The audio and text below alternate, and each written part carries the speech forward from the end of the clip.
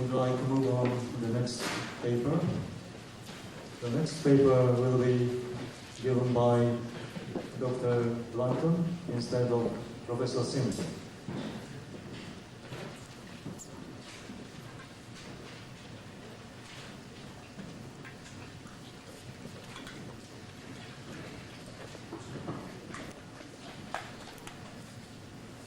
Good day, everyone. I'd like to present an overview of the results taken at Exeter University on the absorption of gases on it by MCM-41. This was work done with Dr. Peter Hall and Professor Ken Singh. The sample of MCM-41 used was made by Dr. Mike Cohn at Mainz University in Germany. It was an alumina silicate comprised of about 95% alumina, that's 95% silica and 5% alumina by weight. See, electron microscopy measurements showed it to have a hexagonal array of highly uniform mesopores with a pore diameter of about 3.6 nanometers. The wall thickness was about 0.8 nanometers, and the pore lengths were more variable between 10 and 20 nanometers. We were especially interested in this material as a reference mesoporous material.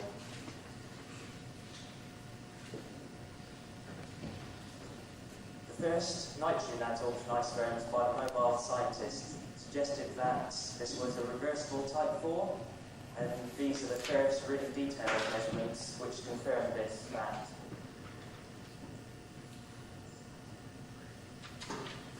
We have a surface area, a BT surface area was calculated as 655 meters squared per gram, and this long, relatively horizontal plateau at higher relative pressure suggests that the external area was very small.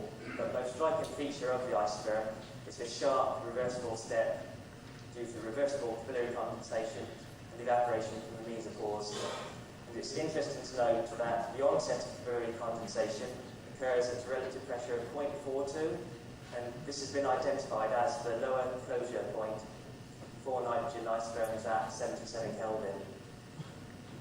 And you can see why we're interested in this as a reference material. Relatively simple pore distribution. It was firmly stable. Outgassing temperatures of 200 degrees Celsius were used prior to all isotherms, but we showed this material to be stable to at least 350 degrees Celsius. The long saturation plateau gives a well-defined pore volume, and this sharp step due to capillary condensation and evaporation all add to a good reference material. The material was, by measuring nitrogen isotherms again, showed that no change occurred over a time period of 2 years. At the ANU, we've been working on pure silica MCM-41, and if you leave the sample on the bench over a time period of months, the sample changes. So possibly adding the alumina to the system helps with stability over a period of time. It's probable that hysteresis would occur at lower temperatures than 77 Kelvin. As the critical temperatures approached, any hysteresis will diminish in size and eventually disappear. And work by Dr. Ravakovic has, on a sample of MCM-41 of pore diameter 4.5 nanometers, has also shown a reversible isotherm at 77 Kelvin. However, on reducing the temperature only slightly to 71 Kelvin, a distinct hysteresis loop was observed at slightly lower relative pressures.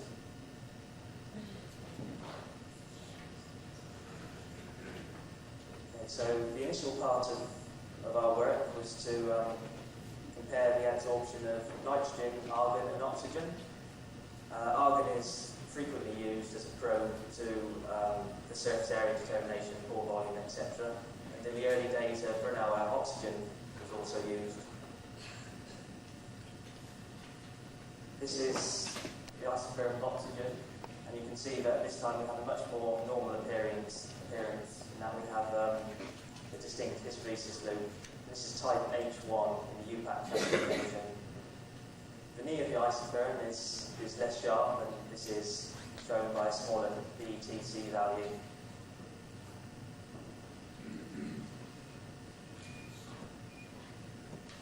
Again, the argon isotherms very similar to the oxygen one, in that we have distinctive hysteresis loop of type H1.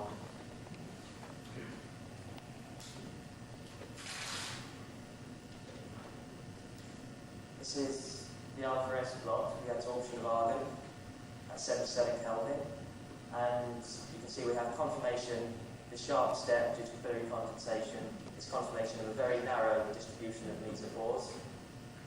The plateau at higher surface coverage is confirmation of the small external surface area. And this plot also shows that monolayer, multilayer adsorption on the pore walls has occurred before the onset of capillary condensation.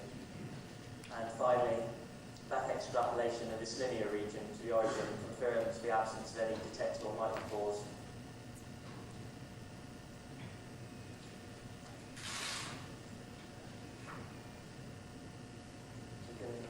Summarise these results. AM1 is a cross-section area calculated from the nitrogen surface area of 655 metres squared per gram and the individual value of the DT monolayer. AM2 is a cross-section area calculated from the adsorbate liquid density, assuming close packing as in the bulk liquid. You can see that in the case of oxygen, there's excellent agreement. However, in the case of argon, there's a considerable difference. But this value of 0.167 has been frequently observed for non-porous and mesoporous oxides, a range of oxides. So it shows, well, the age-old problem that what cross-section area do you use in the determination of surface area. It just shows that care has to be taken. The narrow range of pore fillings occurred in all cases, and we calculated the pore diameter from the Kelvin equation, assuming hemispherical meniscus, zero contact angle, and allowing for multi-layer thickness on pore walls. And despite the questionable validity of the Kelvin equation for pores of this size, about 3.6 nanometers, we got excellent agreement, which may be a bit surprising. And in all cases, there's very good agreement. VP is the total mesopore volume, taken at a relative pressure of 0.95 and assuming that all the pores have been filled with condensed liquid. And again, nitrogen and oxygen, there's good agreement. But however, argon and the other adsorbatives used gave slightly smaller values. The smallest value we found was 0.54 for butanol. So our sample of MCM-41 was very stable towards water vapour. The isotherm is a type 5 in the UPAC classification, and this shows the hydrophobic nature of the material.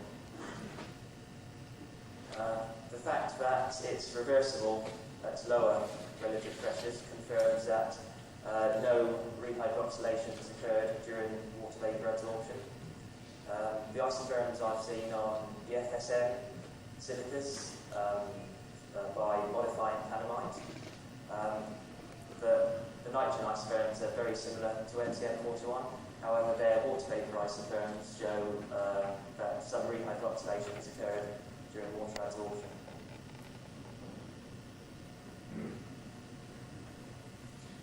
So we also studied the adsorption of alcohols, the lower chain alcohols, methanol, ethanol, propanol, and butanol. And you can see that in the case of ethanol, it's a very, very narrow hysteresis loop at a relative pressure of about 0.58. On increasing the size of the alcohol, this hysteresis loop increased in size and shifted to lower relative pressures.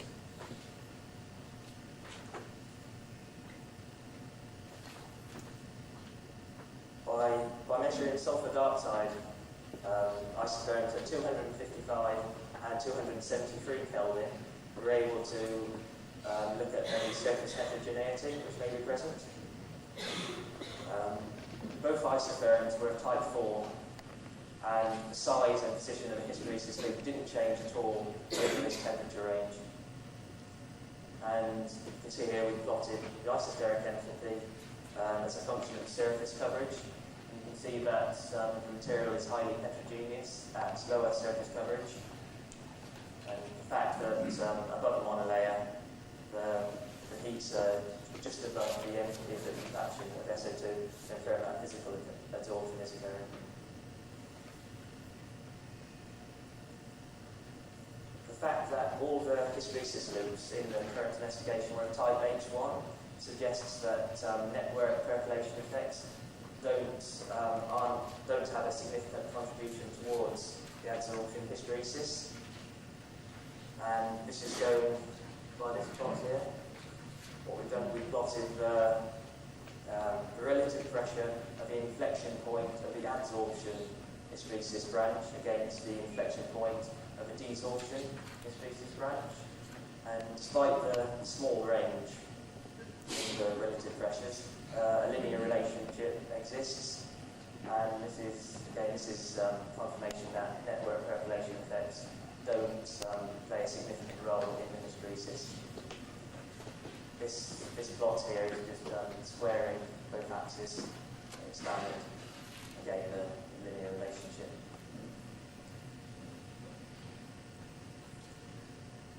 So we looked at reduced temperature to see whether this played a significant role in the abnormal behaviour of the nitrogen isotherm at 77 Kelvin. And for each adsorbate used, we calculated T over Tc, where Tc is the critical temperature. We've also included the results of Dr. Avkovich and Dr. Rockroll. And you can see there's, again, the range is very small and there's no conclusive evidence of why the hysteresis loop, there should be completely reversible hysteresis. The sulfur dioxide, T over Tc 0.59 to 0.63, there is no change in the size and position of hysteresis. However, in the case of nitrogen, Dr. Avkovich is sampled at 4.5 nanometers. You can see that change in 0.56 to 0.61 caused hysteresis to occur. We can calculate the capillary critical temperature from using the molecular diameter of the adsorbate, using this relationship first proposed by Evans and then later Findenay. And for a cylindrical core of radius RP, 1 minus the capillary critical temperature over the adsorbate critical temperature, bulk critical temperature, is equal to the adsorbate molecular diameter over the core radius. And in the case of, for our sample, a core diameter of 3.3, 3.6 nanometers, the capillary critical temperature is calculated at 99 Kelvin, and this is significantly higher than the value of 77 Kelvin, for which we don't observe any hysteresis. So it looks as though we've got a process occurring intermediate between classical capillary condensation and secondary micropore filling. So, I should also mention that the instability of the capillary condensate can occur in two ways.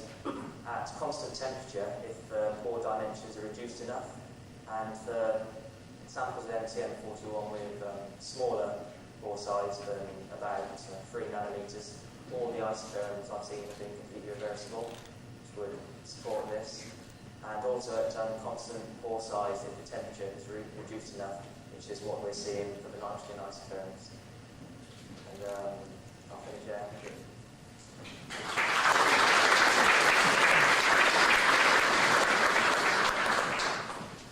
Thank you very much for an interesting talk. Our paper is open for discussion. Sufficient time for discussion, please.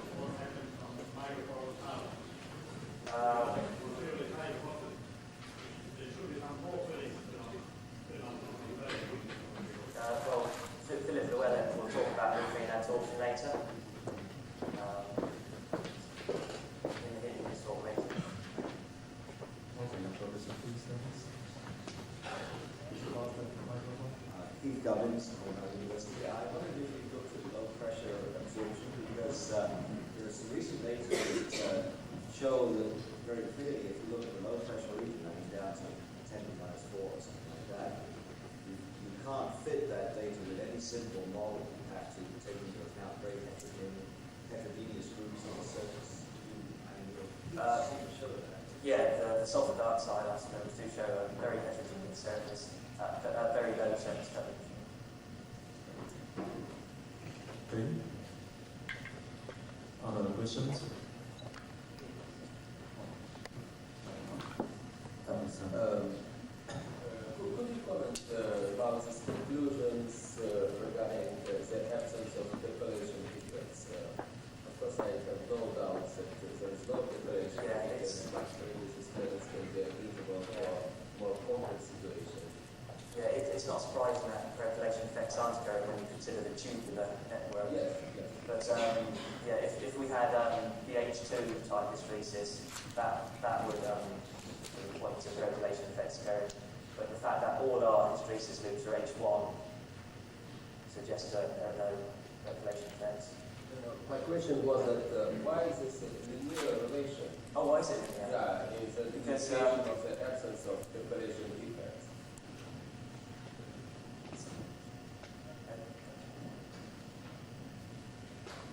I think the point is that the isotope shape is being maintained, and it's in each case that we've examined so far.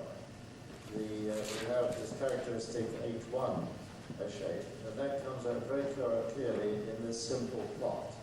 So the ratio of the infection points for the adsorption-desorption branches remain constant. And so we get this simple linear relationship that back extrapolates the origin, which shows that there is no change essentially in the shape of the hysteresis, and that shows that would seem to us to indicate that there are no differences showing up in this respect. And those differences would certainly be expected in a network percolation situation. That's the reasoning behind it. It's possible that for all the adsorbates we use, at a certain temperature, you won't get any hysteresis and there'll be suddenly a big change. So, but this simple plot is worked out quite well. So over the temperatures we use. Did you test the conclusions against other materials? For example, porous glasses where percolation defects yes, exist for sure. We have tested it. Yeah. Okay. Other questions or comments? Did you construct the phase diagram according to the sample theory for your adsorption data? Sorry? You know, the sample theory, and sample theory for capillary. Pore theory? Yeah. So Did you construct the phase diagram? No, we Using, haven't. No. Oh yeah, I think that's right. We Yes, recently this- applied that.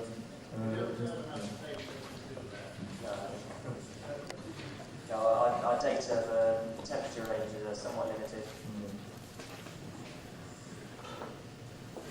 Okay. Last question. Let's take another stab at that. Does this mean that you will have network effects if, by changing the conditions of temperature, pressure, or adsorbate, that the hysteresis changes? Because in this case, you find that under certain conditions, you got Yeah, hysteresis. that's a different effect. There won't be any percolation effects, no matter what the temperature. But the hysteresis, it is dependent on temperature, so... That's my point, Yeah. is that in the case of, as Professor Singh might say, there are two effects. One's the Yeah. network effects, and the other are these delayed condensation effects. Delayed condensation effects seem to be dependent upon temperatures and the conditions under which you have, whereas network percolation effects occur for all adsorbates at different temperatures. Yeah. Could you quickly please? Yeah. The difference in our view shows up in the shape of the hysteresis loop, essentially. So we're maintaining the same shape of loop. Where a loop exists at all, then it has this characteristic H1 type. And that is the characteristics, shape associated with a delayed condensation effect. So the multi-layer is going, and then we have the phase transformation, a first-order phase transformation, as Evans would say, at which the condensation is taking place. Now that phase transformation can only occur above a certain critical relative pressure. And that's the threshold for the classical process of capillary condensation. And so we have that process taking place in each pore, and so the collectivity is operating in that way. There is a spread, of course, a narrow spread of pore size, obviously, but we don't have the network effects working through, percolation effects working through the system, as you would have if you have a very fat history system of the other type. Essentially, that's the difference. Thank you. We see. Yeah, thank you very much. I will close the discussion. Thank you very much.